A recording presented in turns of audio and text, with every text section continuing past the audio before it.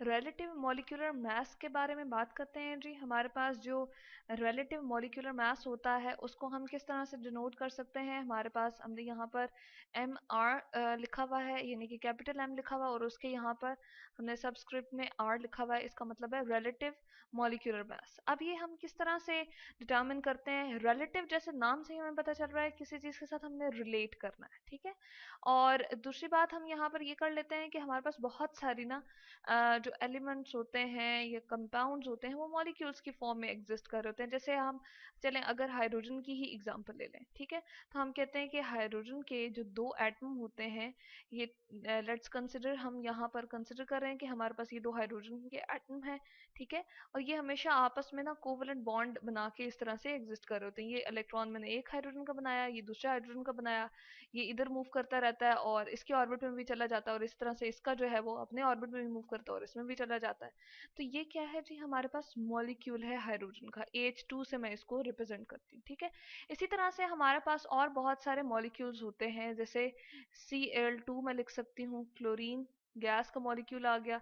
इसी तरह से हमारे पास जो है H2O का भी मॉलिक्यूल होता है, ठीक है, H2O, यानी कि दो हाइड्रोजन है और एक ऑक्सीजन है हमारे पास यहाँ पर, ठीक है। इसी तरह से हम कहते हैं कि नाइट्रोजन डाइऑक्साइड का जो हमारे पास मॉलिक्यूल होता है वो क्या किस तरह से आ जाता है, एक नाइट्रोजन होता है और उसके साथ दो ऑक्सीजन जो है वो बॉन्ड बना के जो है वो हमारे पास मौजूद होते हैं। तो ये कुछ मॉलिक्यूल्स हैं।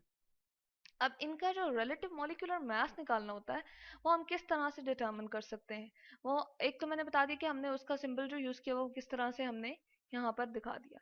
दूसरा, इसके लिए हम ना एक फॉर्मूला जनरल सा निकाल लेते हैं कि रिलेटिव जो मॉलिक्यूलर मास होता है, किसी भी हम कह रहे होते हैं कि जो हम मॉलिक्यूल का ले रहे होते हैं कि इसको हम एम आर से भी इस तरह से रिप्रेजेंट करते हैं, ठीक है, वो हमारे पास किसके इक्विवेलेंट होता है, वो हमारे पास बराबर होता है जी मास ऑफ वन मॉलिक्यूल, यानी कि एक मॉलिक्यूल हम पूरे उसमें से जो है वो ले लेते हैं, ठीक है। अब जैसे हमारे आसपास हाइड्रोजन गैस मौजूद है, बहुत सारी मौजूद है ना, ठीक है, तो उसमें से एक हाइड्रोजन मॉलिक्यूल हम ले लेते हैं मास ऑफ, और उसका मास हम जो है वो ले लेते हैं, ठीक है। और हमारे पास जो मौजूद होता है, हम इसको कहते हैं कि जी हमारे पास mass of one molecule of an element और कंपाउंड। अब ये जो हमारे पास अ, किसी भी कंपाउंड का या एलिमेंट का जो मॉलिक्यूल मौजूद होता है, यानी कि हमारे पास ढेर सारा वो एलिमेंट जो था वो मौजूद था, ठीक है। इस तरह से हमारे पास कंपाउंड भी मौजूद होते हैं, बहुत ढेर सारे हमारे पास कंपाउंड भी होते हैं।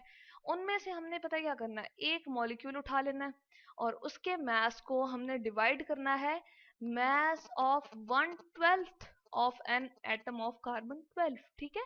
अब यहाँ पर हमने क्या किया है, कार्बन वो वाला हमने आइसोटोप लेना है। आइसोटोप होता है जी जिसमें हम कहते हैं कि सेम हमारे पास एटॉमिक नंबर होता है लेकिन मॉलिक्यूलर मास जो है वो डिफरेंट होता है, ठीक है, और उनकी पोजीशन जो है पीरियोडिक टेबल में, मॉडर्न पीरियोडिक टेबल में एक ही है, ठीक है। अब कार्बन 12 जो है वो हमने लेना है क्योंकि ये बहुत ज़्यादा तादाद में पाया जाता है, अबंडेंट है, नेचुरली बहुत ज़्यादा एग्जिस्ट कर रहा होता है, इसलिए हमने कार्बन 12 को चूज यहाँ पर किया हुआ है, ठीक है। तो अब हम क्या करते हैं जी, हम करते हैं कि हम इसके ना क्या करते हैं जी 12 हिस्से कर लेते हैं, ठीक है। हम इस कार्बन 12 के कितने हिस्से कर लेते हैं, इसको थोड़ा सा हम सीधा करके लगा लेते हैं, ठीक है। हम इसके 12 हिस्से कर देते हैं, ठीक है। 1 2 3 4 5 6 7 8 9 10 11 12। अब इसमें से एक पार्ट 1/12 का पार्ट ये है कि 12 में से एक हिस्सा हमने लेना है। कंपेयर हम सिर्फ और सिर्फ एक हिस्से से करते हैं, ठीक है।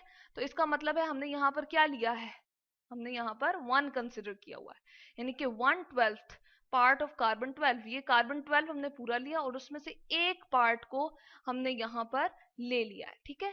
1/12 part of an atom of carbon 12 का मतलब ये है कि हमने यहाँ पर यूनिट कंसिडर किया हुआ, 1 कंसिडर किया हुआ, ठीक है। तो इस तरह से हम कहते हैं कि हमारी जो डेफिनेशन बन जाती है एम आर के लिए, हम कहते हैं कि रिलेटिव मॉलिक्यूलर मास किसी भी सब्सटेंस का हम जो है वो यानी कि मॉलिक्यूल का, one molecule of an element और कंपाउंड का हम किस तरह से लेते हैं जी, हम कहते हैं उसके तमाम, उसके अंदर मौजूद तमाम के तमाम जो हमारे पास एटम्स के मैसेज हैं, ठीक है, या जो उसका मैस निकला था, इनका जो मॉलिक्यूल का मैस होता है उसको हम कंपेयर कर लेते हैं, और यानी कि हम उसको डिवाइड कर लेते हैं किससे, हम mass of 1/12 of an atom of carbon 12 से, ठीक है। तो इस तरह से हमारे पास क्या आ जाता है, रिलेटिव मॉलिक्यूलर मास, ठीक है, मॉलिक्यूल का मास आ जाता है, ठीक है। इसको हम किस तरह से अगर हम करना चाहें, किसी भी मॉलिक्यूल का निकालना चाहें, तो हम किस तरह से निकाल सकते हैं और किस तरह से हम इसको जो है वो डिटरमिन कर सकते हैं। इसके लिए हम एक बहुत ही सादा सी अगर एग्जांपल ले लें, तो हम किसकी ले लेते हैं जी, हम चलें H2SO4 की कंसिडर कर लेते हैं। उसका हम जो है वो क्या निकालते हैं, molecular mass H2SO4 sulphuric acid है हमारे पास, ठीक है। और इसको हम यहाँ पर लिखते हैं। अब देखें कि हमारे पास जो एटॉमिक मैसेज होते हैं, जिसको रिलेटिव एटॉमिक मैसेज, यानी कि हर एक एटम का जो है वो कार्बन 1/12 ऑफ कार्बन 12 से अगर हमने कंपेयर किया हुआ हो, तो उसको हम लिखते हैं एटॉमिक मैसेज, यानी कि रिलेटिव एटॉमिक मैसेज, और उसको हम इस तरीके से शो करते हैं, ठीक है। और यहाँ पर हमारे पास जो है वो क्या है, H2SO4 है। तो हम हर एक का जो है वो, अगर एटॉमिक मास हम कहें तो हाइड्रोजन का कितना है जी, AR में लिखती हूँ यहाँ पर, AR ऑफ हाइड्रोजन के लिए अगर मैं कहूँ तो वो कितना है हमारे पास, वो है 1, ठीक है। और सल्फर का जो रिलेटिव एटॉमिक मास है वो हमारे पास कितना होता है, AR, सल्फर का यहाँ पर मैं लिख देती हूँ ब्रैकेट में, सल्फर, ये हमारे पास कितना है जी, हमारे पास है 32, ठीक है। ये हमारे पास हमने डिटरमिन किया हुआ है, इसका पीरियोडिक टेबल में भी मौजूद है। इसी तरह से atomic, relative atomic mass of oxygen की अगर हम बात करें, तो वो कितना होता है हमारे पास, वो होता है जी हमारे पास 16, ठीक है। ये आ गया हमारे पास 16। अब हम इसमें देख लेते हैं कितने कितने एटम मौजूद हैं। क्योंकि दो हैं हाइड्रोजन, तो इसलिए हमें क्या करना पड़ेगा, इसको 2 से मल्टीप्लाई करना पड़ेगा, 2 इंटू 1, ठीक हो गया। यहाँ पर हमने ये कर लिया। उसके बाद सल्फर एक ही है, तो सल्फर का हम एज इट इज जो है वो 32 ऐड कर लेंगे, ठीक है। उसके बाद हम देख रहे हैं ऑक्सीजन हमारे पास 4 है, ठीक है। तो 4 को मल्टीप्लाई करेंगे हम 16 से, ठीक है, जो कि इसका रिलेटिव एटॉमिक मास है, और ये उसका नंबर ऑफ एटम्स हैं जो इसमें मौजूद हैं, ठीक है। तो हम H2SO4 का रिलेटिव मॉलिक्यूलर मास निकालना चाह रहे हैं, जो हम एटॉमिक, रिलेटिव एटॉमिक मैसेज जो उसमें सारे के सारे प्रेजेंट हैं, उनको हम क्या कर रहे हैं, ऐड कर रहे हैं, ठीक है।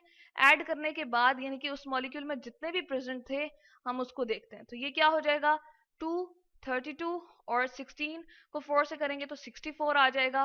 और ये जो रिलेटिव मॉलिक्यूलर मास हमारे पास आंसर में आएगा, वो आएगा जी 98, ठीक है। जब हम इसको कैलकुलेट करेंगे तो हमारे पास रिलेटिव मॉलिक्यूलर मास जो आ जाएगा वो 98 आ जाएगा। अगर मैं इसको इक्वल के इस तरफ लिख दूं, 2 है, उसके बाद हमारे पास 32 है, और फिर उसके बाद 64 है,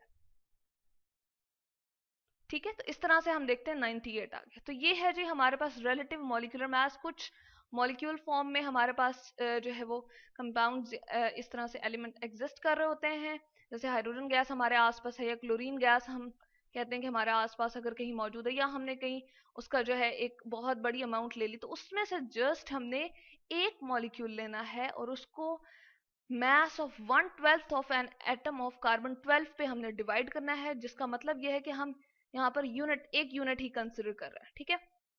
और एटॉमिक, रिलेटिव एटॉमिक हम मैसेज को AR से रिप्रेजेंट करते हैं, जबकि molecular sorry relative molecular mass को हम जो है वो MR से रिप्रेजेंट करते हैं। यहाँ पर हमने एक देख लिया, एक हमने क्वेश्चन को सॉल्व कर लिया कि किस तरह से हम रिलेटिव मॉलिक्यूलर मास निकाल सकते हैं।